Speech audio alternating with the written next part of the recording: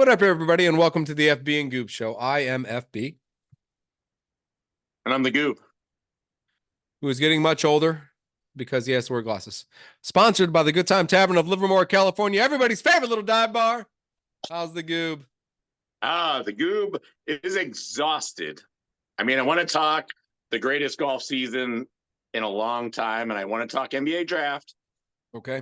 But just game sevens are exhausting. I can't believe They are exhausting. Can't believe Edmonton got to game seven, and that was tonight, and it was unbelievable.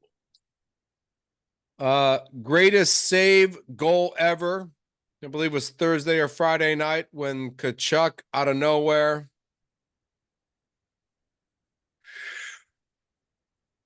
and pulled that goal out. And I thought for a moment there, my Panthers had the win there, and that was going to be it. Because when that moment it was a moment of amazingness. But Connor McDavid scored a goal right in front of everybody. Got to game seven, did not disappoint. I did hear a lot of people say if the under was going to happen, it was going to be the Panthers, because Oilers like to get on top of them right away, put up 3 or 4 right away, and did not happen tonight. It did not happen. It did not happen tonight. I was just super excited about the game. Florida needed their star for Hagen to play well, and he scored the only 2 goals. And you're right. It went Florida's way. It went the under. So, the people that took the under obviously were very happy. It just looked like at the end of this game, normally that last 6 minutes is insane. Is insane. And it just looked, because of the travel between Florida and Edmonton, like they were just gassed. No one on either team had anything left in these last 6 minutes. And just I don't know, it lacked a little bit, but still one of the greatest game sevens of all time. Even though Toronto 1942 lives on. Yeah, Toronto Maple Leafs of 1942 lives on. They do. Nobody has come back from being 3-0 down to win a finals. So other than the Maple Leafs and the Red Sox, that kind of lives on. When Connor McDavid was on his knee with 45 seconds to go, just like sliding down the ice trying to make a pass, but I'm done, boys and girls. I'm done. The muscles just weren't working. They can't stand anymore. I don't got nothing left. Conn Smythe winner, the losing team guy, for Connor McDavid. So I saw that he won.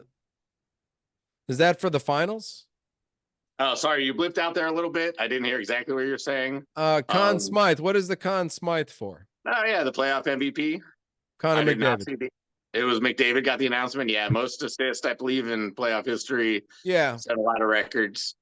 And the one thing that I wanted to say was Paul Maurice, who is now the coach of the Florida Panthers, 4th all-time winningest coach of all time, 4-0 in game sevens, finally gets his first Stanley Cup.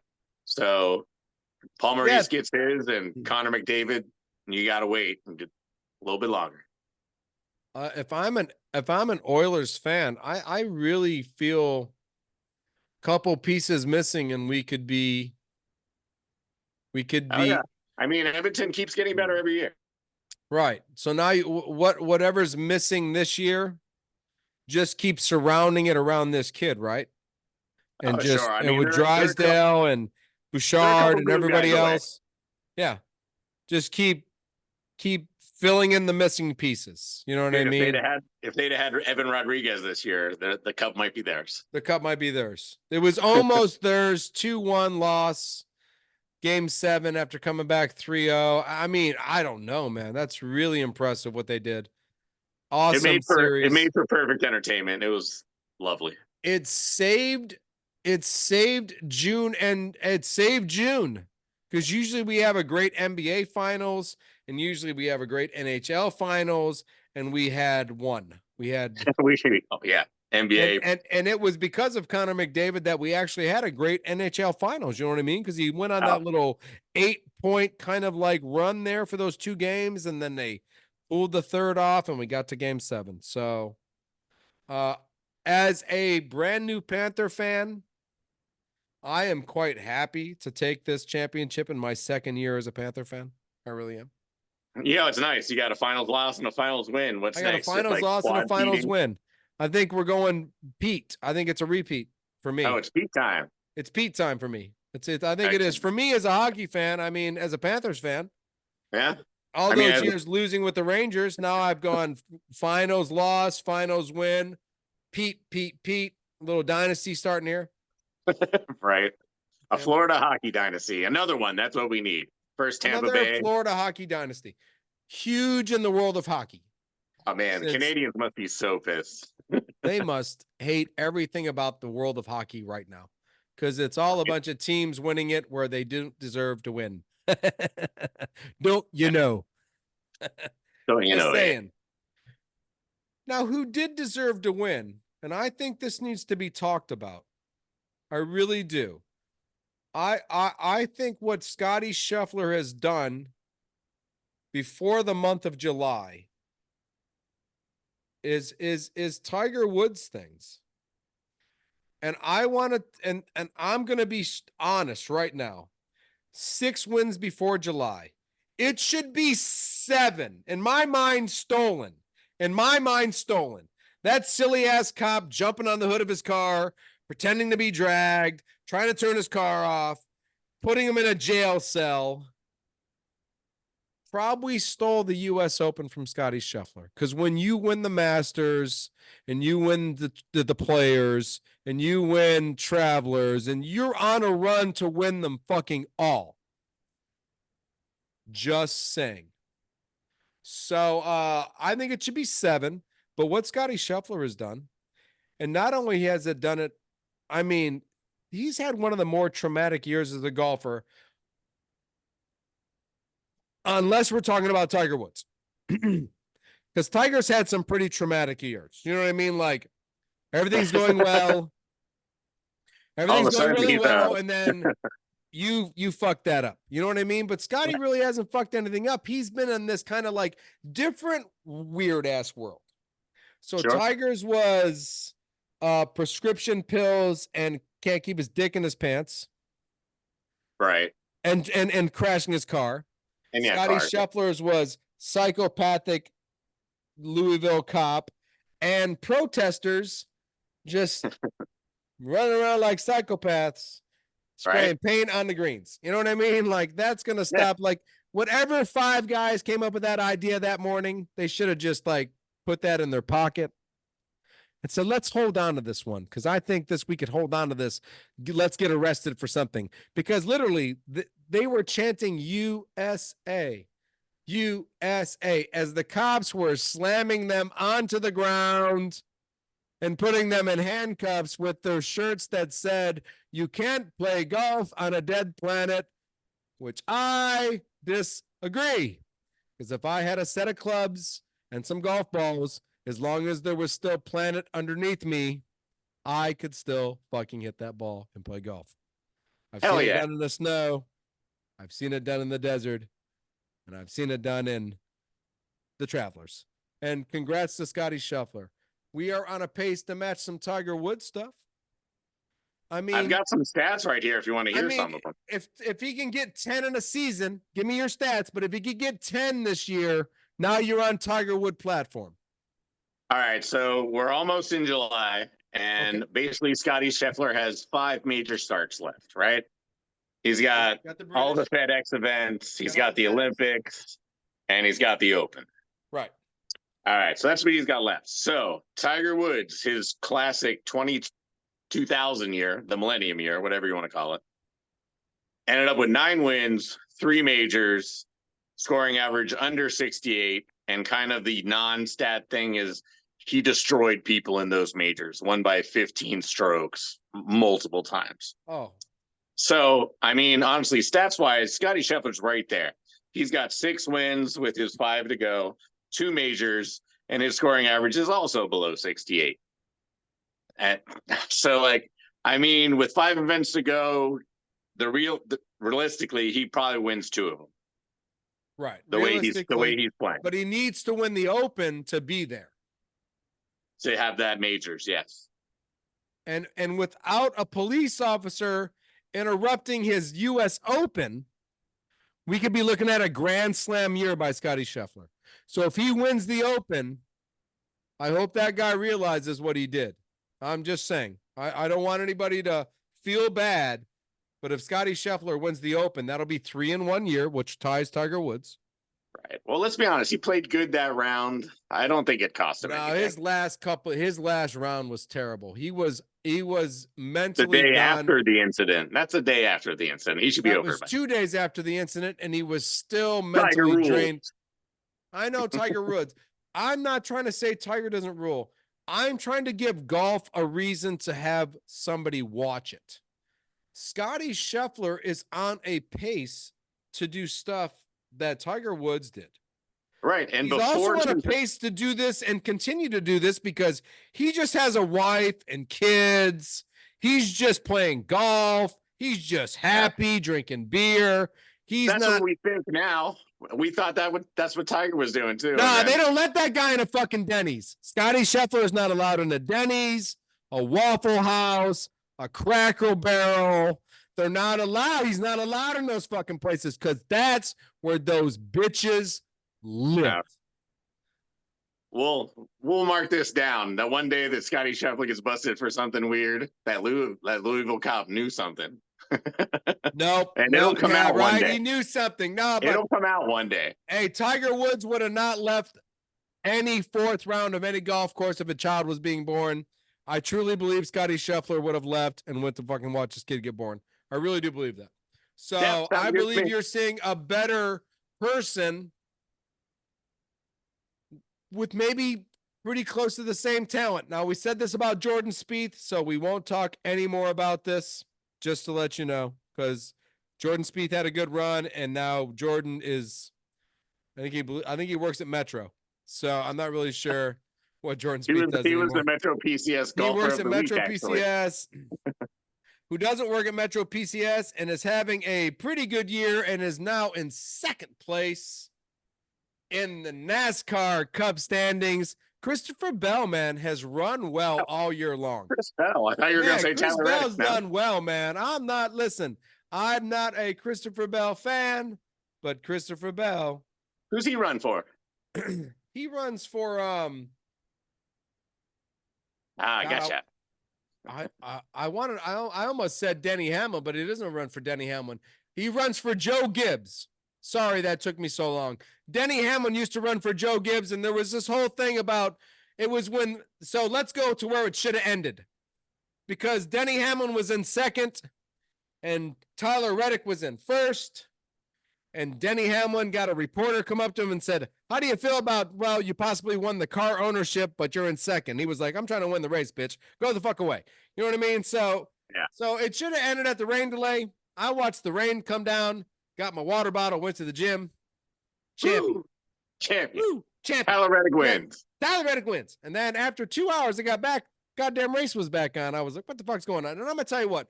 This was NASCAR's worst performance ever. So they said, let's restart the race. Track's not dry enough. We're going to put these rain tires on. Let's see what happens. Those tires didn't make it 10 laps. Every 10 laps was a caution or a gentleman's caution. Now, when I tell you, I never want to ever watch a race ever again with something called a gentleman's caution. That don't sound right. Well, no, that means no matter where you get off, if you're in 4th and you get off and you get into the pits and you decide to change all 4 tires, take a piss, get a lollipop, a pretzel, and some nacho cheese, and get back in your car. Nacho tops. And nacho time. And then you go and you completely comfortable. And then you get back on the track and you're 19 laps down now as the caution laps run by. You get to go back into 4th place and move on. See, I like pits when you get a half a turn to make an adjustment. You change 4 tires and you make sure the gas guy gets all the gas in the car. Now, you know what I mean? Madness. Go. First time I ever seen gentleman cautions. I saw 2 of them, and I was gentlemanly pissed off the whole time. I thought Tyler Reddick had the race won. Race was won. We were done with this dumb shit. I won. I went to the gym, finished, winner. We put on tires that could only go 8 laps in the Xfinity race the day before. We already knew they could only go 8 laps. We had tested them the day before in the fucking race the day before. We knew this was going to be an embarrassing moment for NASCAR, but what do? We fucking pushed on through, brother. I watch guys drive through the grass to cool their tires down. Just go, I'm just going to drive through the grass. I might spin out. I might kill everybody, but I'm just going to, because that's the only way. I watch people just drive on the apron next to the fence. That was the only way they were going to keep their, it was embarrassing for NASCAR. Christopher Bell, congratulations. Reddick, Busher, 5-6. I believe Busher 5. I'm Reddick, hanging in 6. There without a win. Another not win for you, but listen, good race by you. And you are not on that bubble line yet. Logano, Kyle Busch, Bubba Wallace. Oof. You are on the inside of that cut line looking good. All right. You just don't need no more victories by anybody not named Chris Buescher. And I'm going to give you a name. I'm going to give you a name right now to worry about. His last name is Mr. Barry. I think Mr. Barry is the last 3 races has been in the top 5, 6, 7, 8, pushing to get a victory. It's a long last name. Mr. Barry? No, just Barry. Oh, just Barry. Just Barry. I was looking out for something long name. That's good. All right. So no, I'm going to tell you what, this guy might get a victory before you, and that's going to fuck you up. Right? He's got one of those sneaky races where he's good at. And no, he just in the last 2 or 3 weeks has been there in the top 5, 6 every race. So he's like taking every chance he can take. He might get his ass in this playoffs. So you being ahead of that cut line is good. Logano's fighting. There's a few really fighting. Kyle Busch just keeps getting wrecked. So even though he's 50 out or 60 out or 12 out or 20 out, every race doesn't finish well for him. So, I don't know.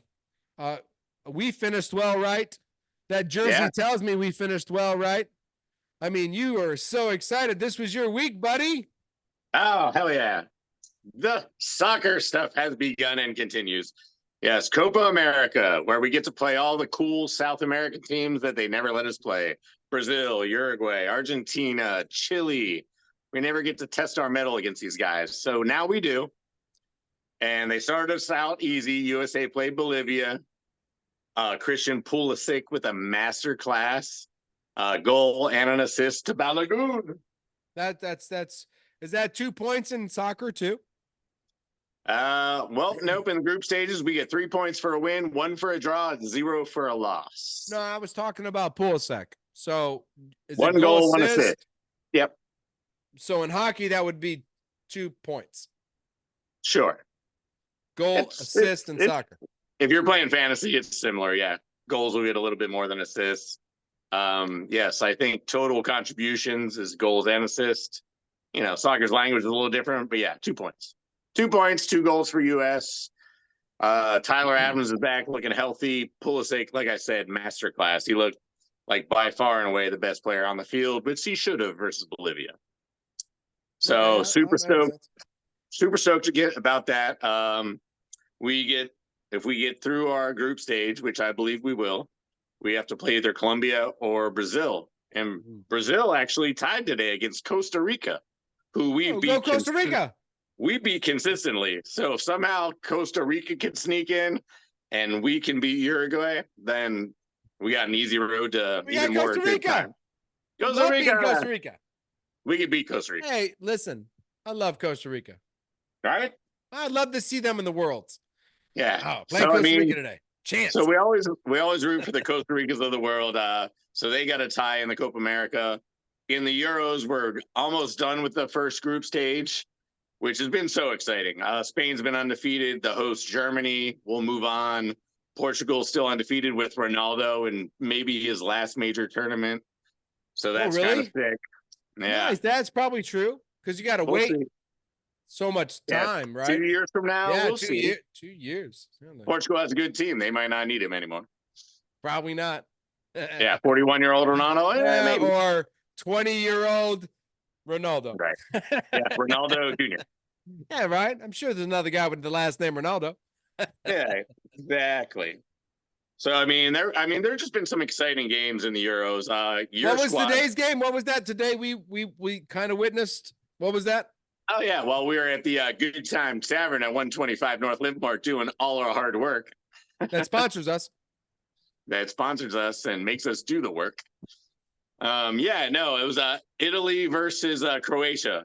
Both very good soccer countries. I mean, the crowd was freaking electric. I don't know if I told you this, but unlike the World Cup, 90% of these tickets go to fans.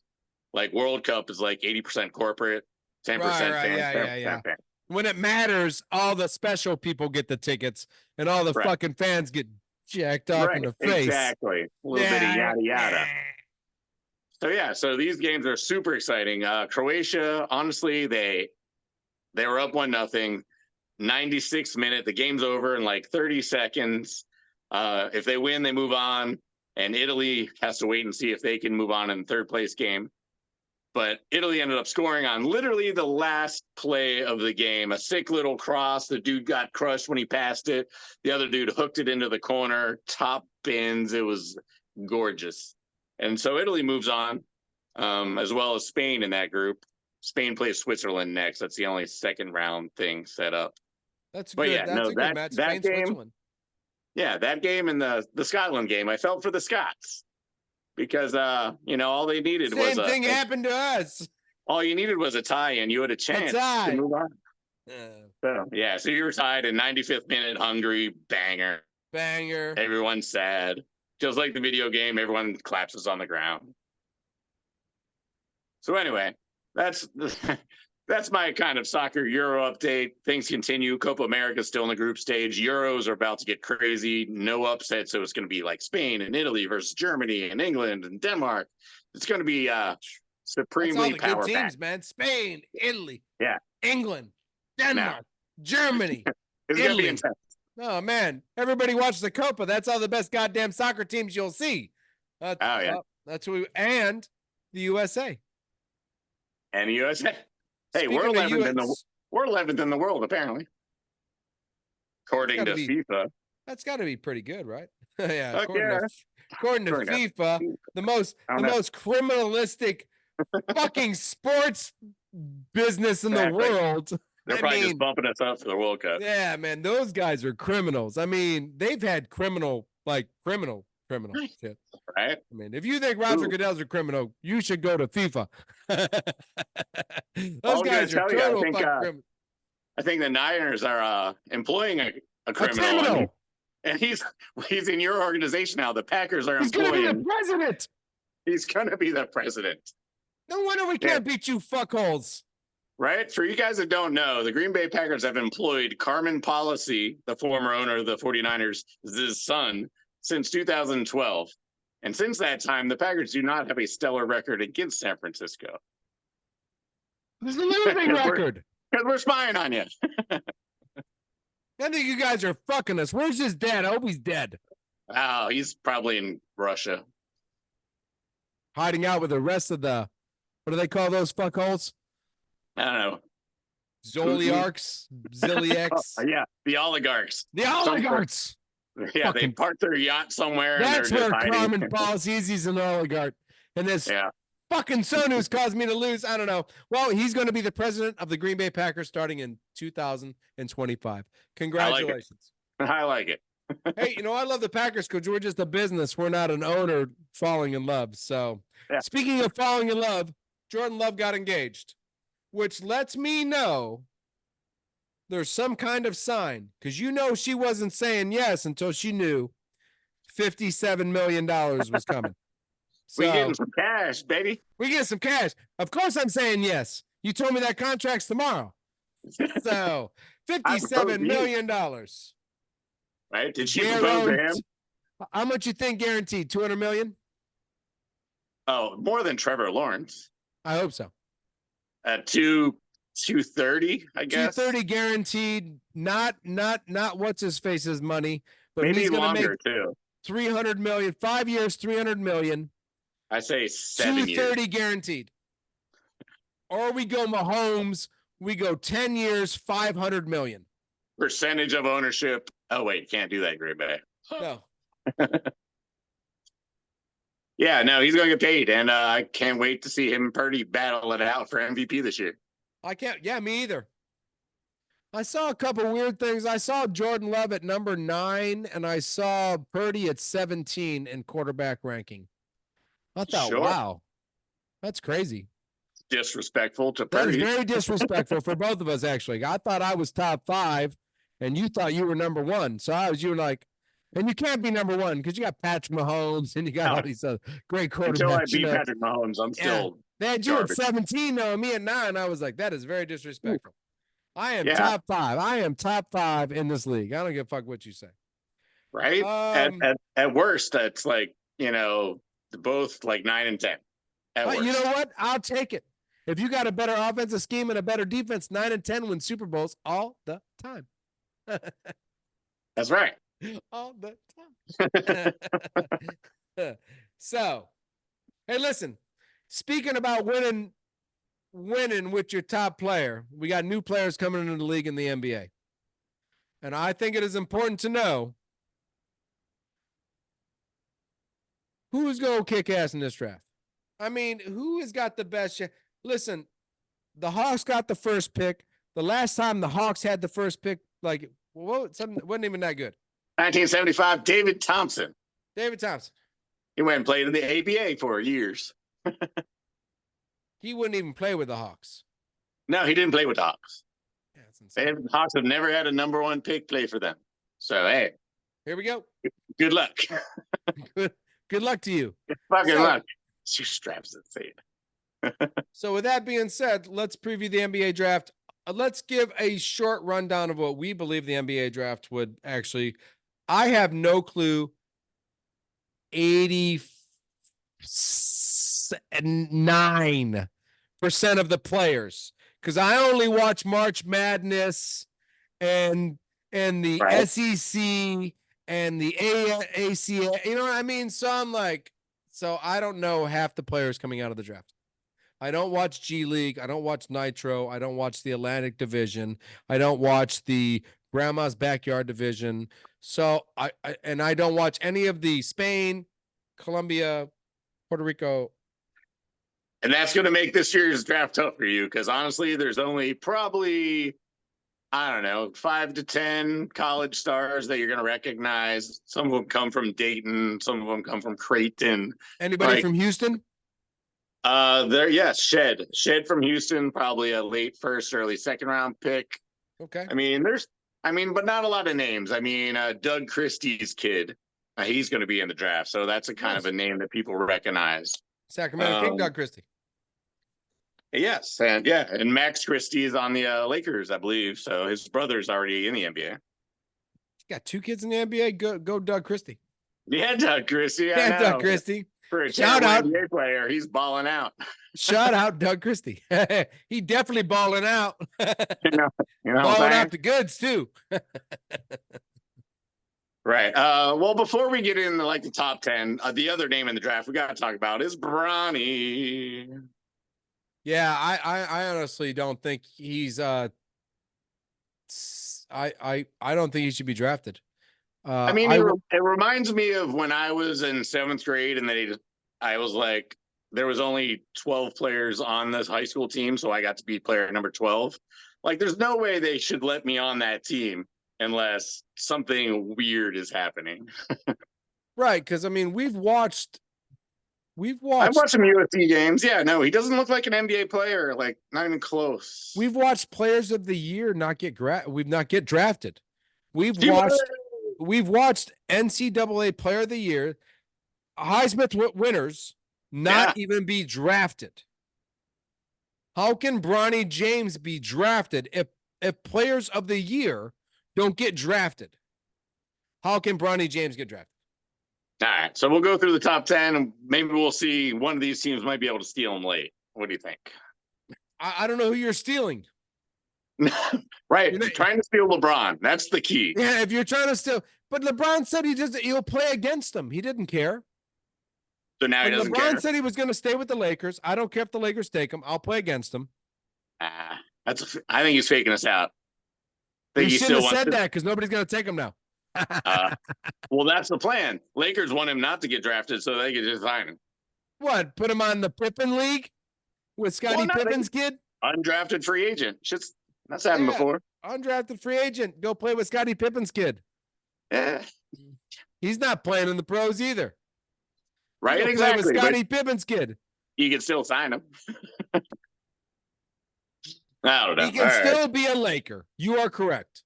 Bronny James can still be a Laker. At the end of the draft, if you told me Bronny James was a Laker, because 10 minutes after the draft, a tweet popped up on my phone and told me Bronny James has been signed by the Lakers as an undrafted free agent, I will not be, and I want everybody to know this on live TV right now because we recorded and sent it out. I won't be shocked. I won't be shocked. I won't go. Oh. Bronny James, undrafted free agent signed by the Lakers.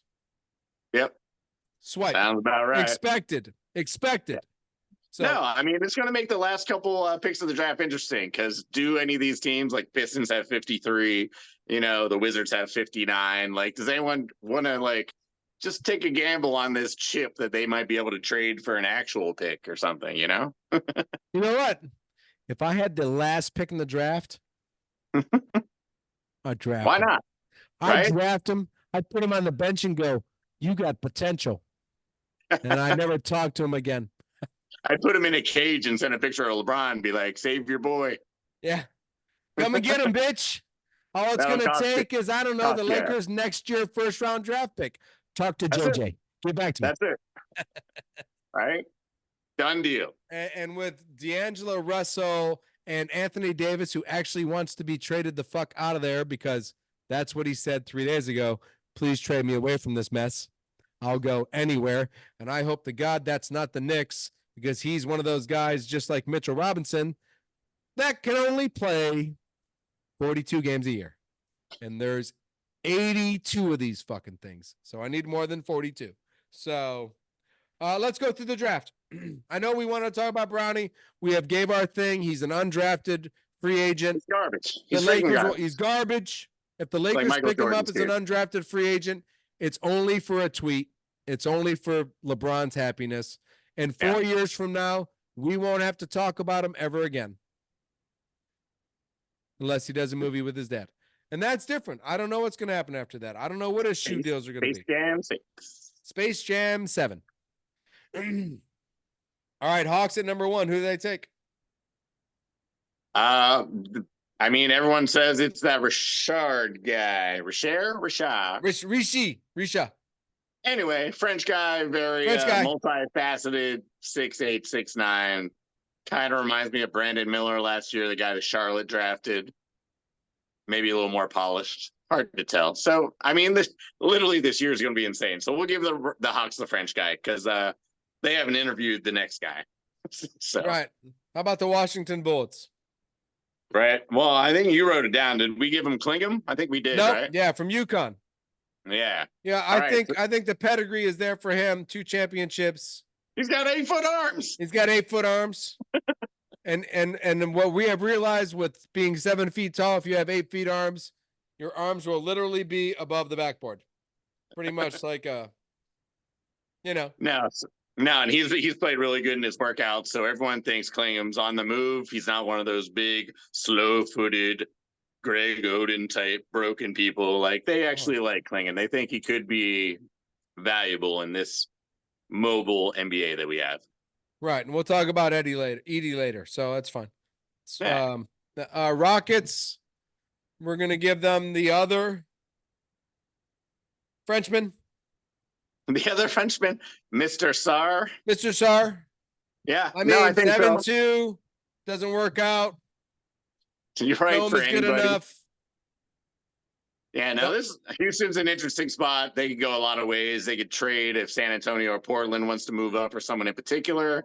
I don't think Houston's really enamored with anybody. So I don't think San Antonio has to move up. They're 1 pick behind them. Right. And the Spurs. If you don't take the center, we're still not taking the center. Yeah, exactly. We got a 7'6" guy. We're cool. We got him. We got the best. Right, so who's Wemby take? Oh, this is the Spurs. This draft for me, with the Spurs drafting 4 and 8. Very interesting. This draft, if they do this draft right, and this kid in the center of this team, is what we all think he's going to be. If they get this draft right, there could be 5 more championships for this team. Yeah, I don't even know that. This could put them in the Lakers Celtics discussion because they'll pass the 10, 11, 12 mark. You know what I mean? Yeah. This guy could be it could be Celtics, Lakers, Spurs. This is the draft that could do this. So sure. Castle, I really like Castle. Sure, UConn got that championship pedigree. I mean, winning. Be his space, but still can help him rebounding, shit like that. Yeah. I can see that. So, I mean, and if they get this draft, man. Oh, I know. So, yeah, Spurs could be scary. They still have Keldon Johnson and a few other guys that are worthwhile besides Wemby.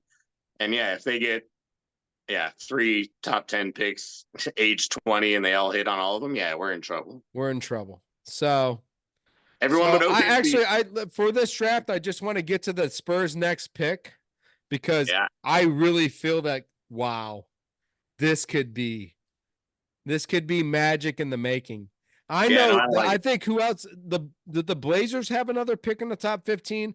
Who's got another pick that's like in the 2 picks in the top 15 with Scoot Henderson? If it's, you know what I mean, if it's the Blazers and if they can hit on 2 big picks, this could be Spurs Blazers Western Conference Finals for 10 years in a row. And OKC. Because OKC still has 27. They already did it. No, they've already done it.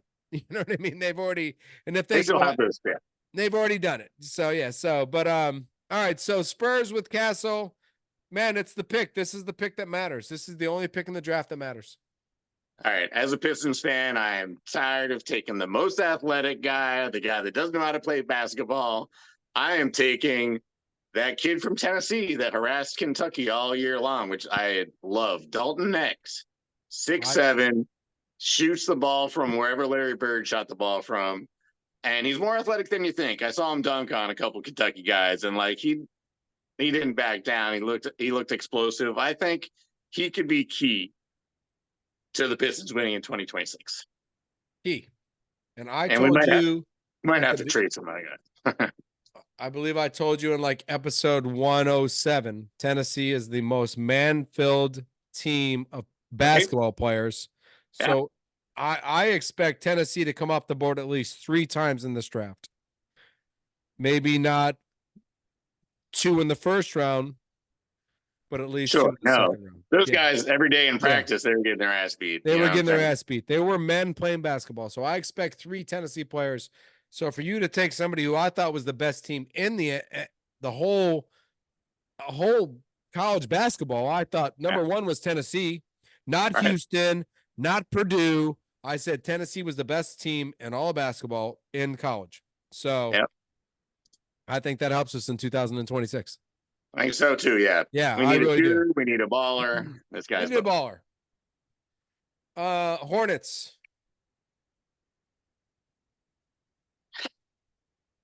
Honestly, Mateus Buzelis probably. I got Buzelis. I do. It's written down right here. I mean, 6'10", has a little offense, has a little defense. He's one of those guys. He's also got playing experience against men.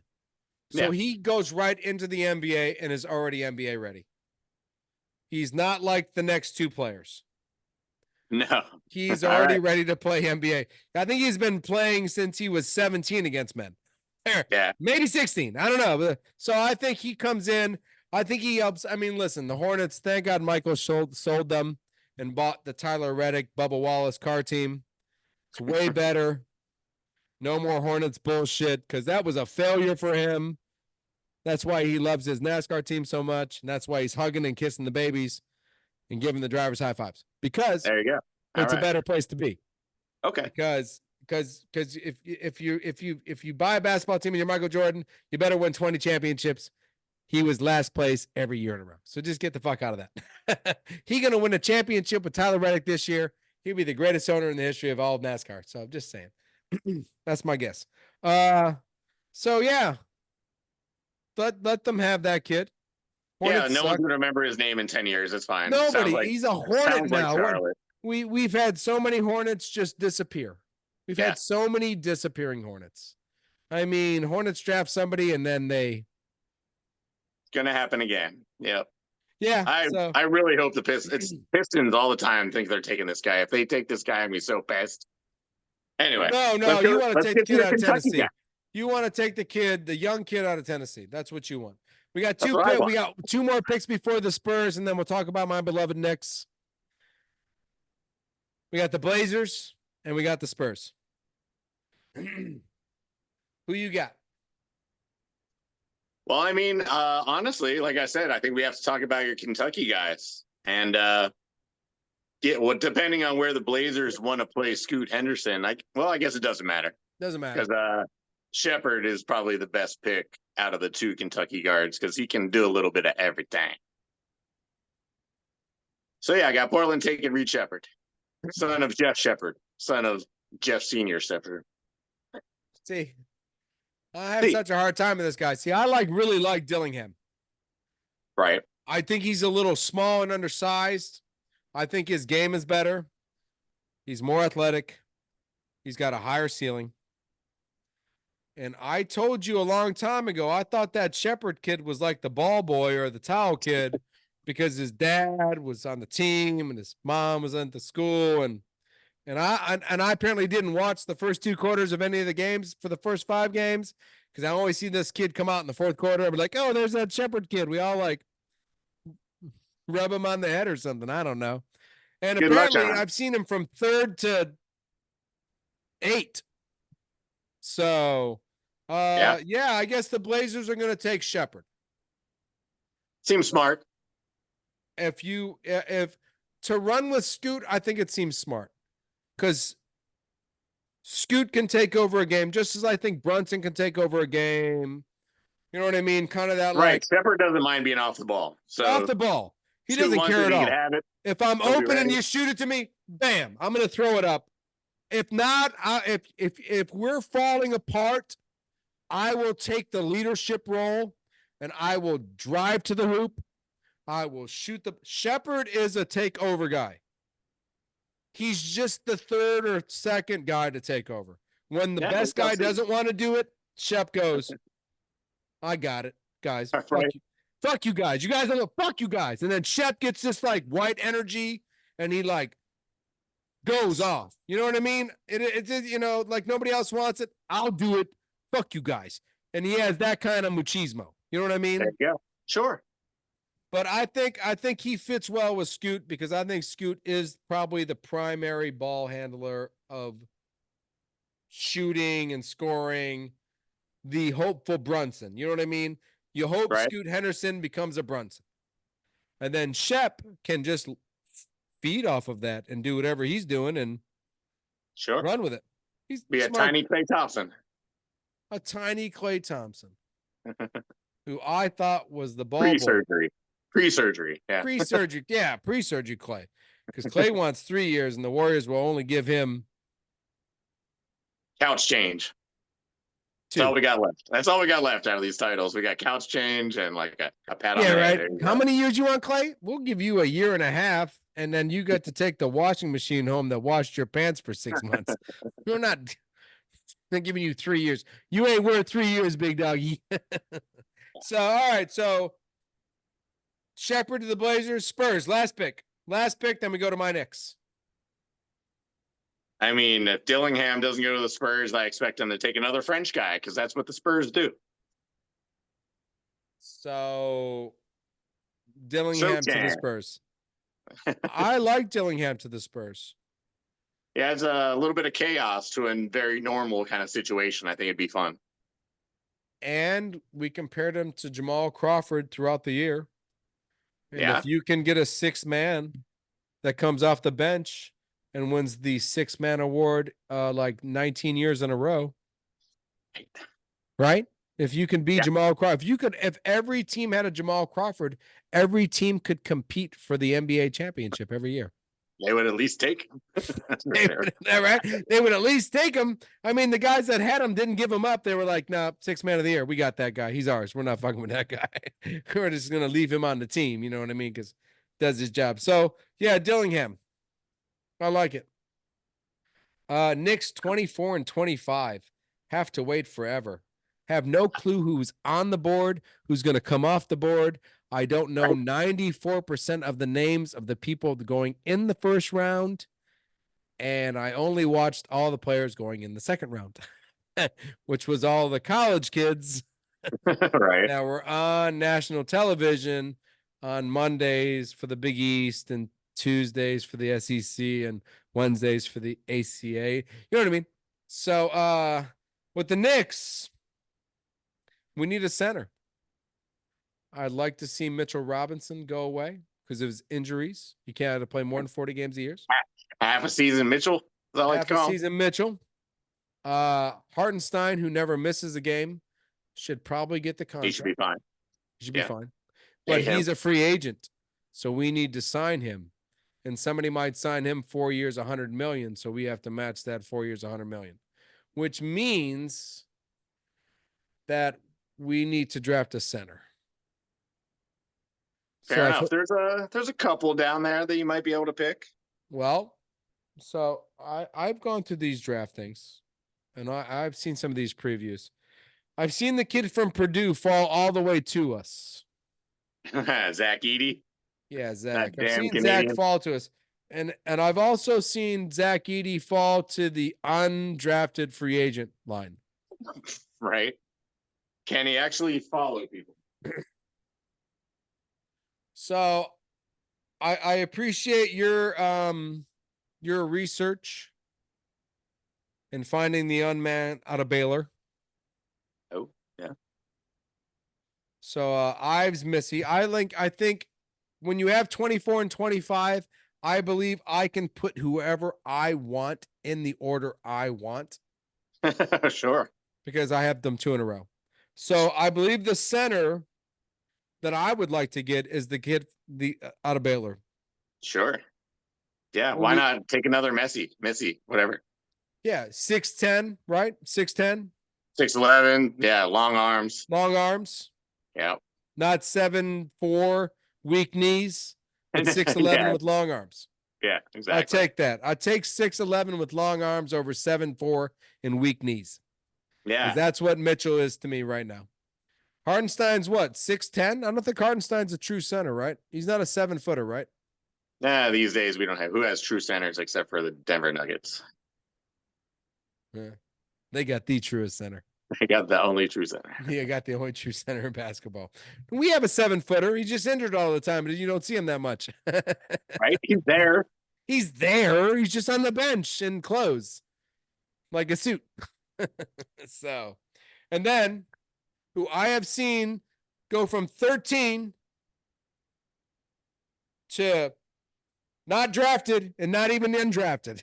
To Alcatraz. To Alcatraz right away, like get a gun charge, not even owning a gun. I mean, like, damn, bro, you don't even own a gun. How'd you get charged with a gun? I have no clue. Terrence Shannon Jr. out of Illinois. So right. I've seen him at 13. I've seen him. No, I mean that kid dominated the tournament before Illinois lost. Whatever that means. But yeah, no, he's one of those take over the game kind of guys. So I could see that taking a risk at 25 for, potential, lottery talent. Why not? I know the Warriors got to wait till 53, so 59, I don't know. Warriors don't have any picks. You're not going to see him. Yeah, we're going to be on the Steel Bronny list with Golden State. Nice. To try to get. I've heard Paul George to the Warriors. I don't know if it's true. I don't know if all I know is Warriors have 4 days to release Chris Paul, or we got to pay him $30 million again. Well, I hope you release Chris Paul. Release Chris Paul right away. Just trade him or something. Get rid of him. Get that out of your life, because that's a bad move. He's fine. He'll be on another team next week. He doesn't matter. He's Chris Paul. Clippers or Suns or somebody. Yeah, he's fine. He's not worried. Trade, cut Chris Paul. Yeah, truth. That's truth. Yeah. Cut that guy. Yeah, listen, I think I'm excited for the draft. I have no clue because I honestly just there's so many players that I did not watch on any television and the whole time, and you would have to research the hell out of all these players to know what half of these players did and who they were. True that, man. It's getting crazy. It College is with getting the crazy. one and dones and the transfers. No one even knows where anybody's coming from. Anymore. Half of Kentucky is at Arkansas next year. We kept one player, yet we rebuilt all of Kentucky. It's like, yeah. All right. College basketball is really weird now. I hope it gets a catch because, to be honest with you, March Madness this year was kind of eh. It takes you to March to figure out who's on your team. You thought a ball boy was starting in the tournament. You're like, oh, I did. I thought Shepard was like, I thought he was that guy they patted on the head in the fourth quarter. Just go out there and shoot up threes. Go get him, killer. Yeah, right. And I was like, oh, what the fuck? Yeah. Who's this guy? So yeah, I don't know. You got well, listen. You got any performers of the week? Yeah, man. I want to congratulate the University of Tennessee Volunteers baseball team, not their basketball team, as they won their first College World Series, despite being like a ridiculously good team for a long time. They beat Texas A&M in a best of 3. And my favorite part about this is Dylan Drellin hit 3 home runs in 3 games, was the MVP, and what a cool name. Jesus Christ. Dylan Drellin. Great name. I hope the boomer is still around someday to be able to say that name live and not have to make up a name. You know what I mean? It's just that guy's name. Just go with it and run with it. It's beautiful. Beautiful thing. So congratulations, Tennessee. Performer of the week for me. I have so many performers of the week. I don't know where to start. So I'm just going to go with those cops that tackled all those idiots who ran onto the golf course to spray paint it because you can't play golf on a dead planet. And I still today tell you, yes, you can. Yes, you can. USA. USA. What are you excited for next week? Well, I just watched the U.S. Olympic trials, the 100 meters, and I'm excited for our 3 qualifying gentlemen to go to the Worlds and win Olympic gold, silver, and bronze, because our guys are fucking fast, and I like it. It's about time. Cherie Richardson also excited to watch her in the Olympics. That's coming up here in a little bit. I love watching her. Those fingernails, that hair just flowing in the air. Go get them, girl. Yep.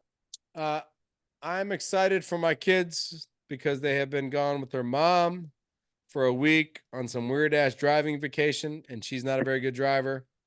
So I'm excited to have my kids back in my home. There you go. I'm FB.